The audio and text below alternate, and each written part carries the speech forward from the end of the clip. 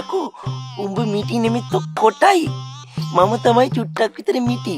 උඹලා වගේ උන්ට කියන්නේ මිටි නෙමෙයි කොටයි කියලා. ඔන්න දැන් පටාචාරා දෙමෝපියන්ට අකී කරු වෙලා පාර ගියපු හොරෙක් එක්ක පැනලා යනවා. ඉතින් ඊ හොරා මං වගේ ලස්සන කොල්ලෙක් ඉන්නද නේ? මොකද්ද? ලස්සන? තෝ ලස්සනද? යකෝ ලස්සන කියන වචනේ උඹට විරුද්ධව නඩුදායි.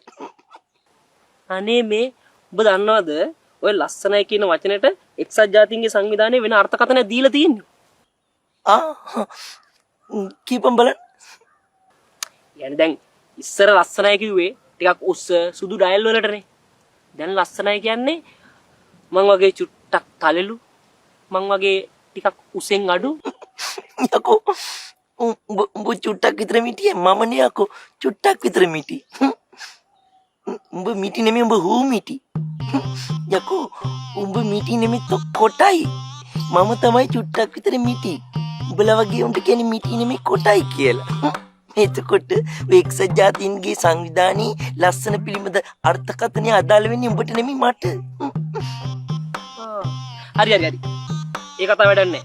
දැන් කී කීට කතාව කියහන්කෝ.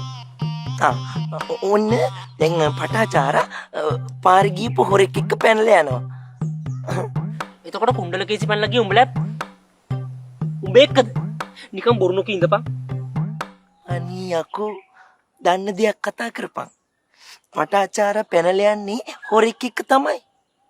තමන් වැඩ කරන ගෙදර ස්වාමි දුවගේ හිත හොරකම් කරලා. ඒ ගෙදර දෙමව්පියන්ගේ දුවව හොරකම් කරගෙන යන එක හොරෙක් නෙවෙයිද? එහෙම එකෙක්ට හොරෙක් නොකියන එක ගොනා නෙවෙයිද පුතා? අන්න කතාව වෙනස් කරානේ. හරි කමන්නේ. මට කියපන් සිරිසංගබෝ රජතුමා හිස දන් දුන්නේ කොහෙද? නිට්ටඹුවේ. නිට්ටඹුවේ? අනේ දැනගෙන කතා කරපන් මල්ලි. මොකද්ද කිව්වේ? නෑ මම මේ මල්ලි කියලා කිව්වේ. සිරිසංගබෝ හිස දන් දුන්නේ අනුරාධපුරේ බං. ඔය හස්තිකුච්ච විහාරය අසල තමයි ඔය සංසිද්ධීන් ටික වුණා කියලා කියන්නේ. උදේ කෑම එකක් හදාගෙන පිළිවෙල වෙන්න කලින් කන්න නම් නිට්ටඹුවේ ඉඳලා අනුරාධපුරේ ගියා වෙන්න බෑනේ බං. ඇයි මොකද බැරි? එහෙම වෙන්න බෑ. එහෙම වුණා කියලා කියන්න සාක්ෂි නෑ. සාක්ෂි නැත්තම් අපි සාක්ෂි හදමු.